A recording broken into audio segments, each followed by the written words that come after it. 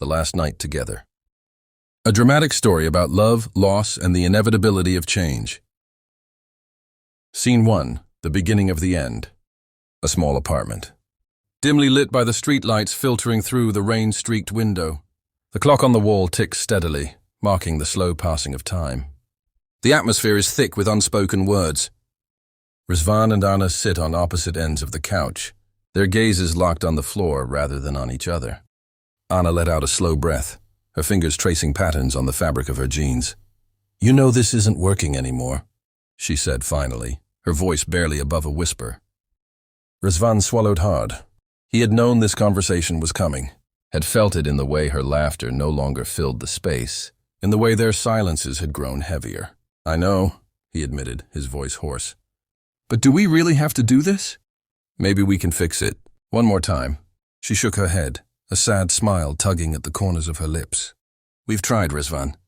Over and over again, and each time we only hurt each other more." His fingers curled into fists on his lap. "But I love you." Anna's eyes glistened in the dim light. "I love you too," she whispered. "But sometimes love isn't enough." A silence stretched between them, punctuated only by the sound of raindrops tapping against the window pane. Scene 2. Memories like shattered glass. Anna stood, moving to the table where remnants of their dinner sat untouched. She began gathering the dishes, her movements slow and deliberate. Rizvan watched her, his chest tightening. He ran a hand through his hair. "Do you remember our first night here?" he asked suddenly, his voice tinged with nostalgia. Anna paused, her back still turned. "We had no furniture," she murmured. "And we sat on the floor and ate cold pizza straight from the box." A small chuckle escaped him.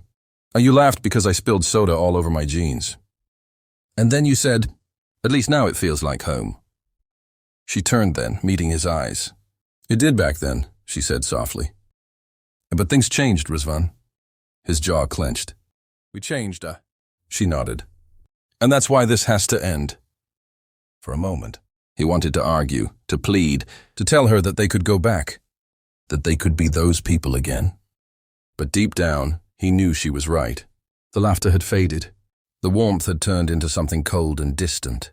They had been holding on to a version of each other that no longer existed. Scene 3. The final decision. The suitcase stood by the door, a quiet symbol of an irreversible decision. Anna adjusted the strap over her shoulder, her fingers trembling slightly.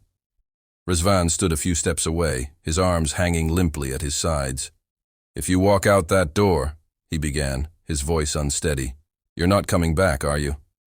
Anna lowered her gaze. "If I stay, we'll keep hurting each other," she said, her voice barely above a whisper. The weight of those words settled heavily between them. Rizvan exhaled slowly, rubbing his temple. His mind screamed at him to stop her, to say something that would change everything. But the words wouldn't come. "Promise me one thing," he said finally. Anna hesitated, gripping the strap of her bag tighter. "What?" His eyes met hers, filled with a vulnerability she hadn't seen in a long time.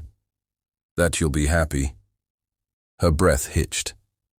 She wanted to say yes.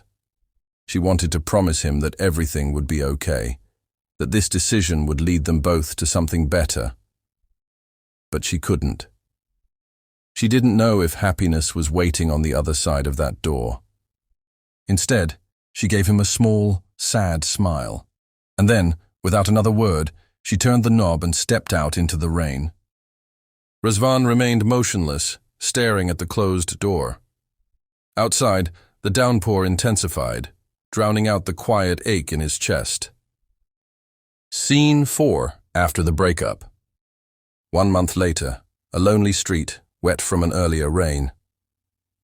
Rizvan walked aimlessly, hands in his pockets, his breath visible in the cold night air.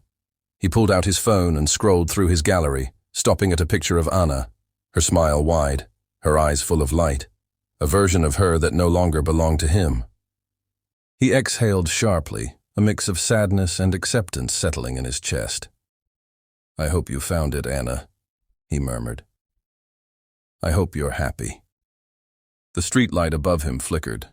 The rain began again, soft at first, then heavier. Rizvan pulled up his hood and kept walking, disappearing into the night, leaving behind the echoes of what once was. The end.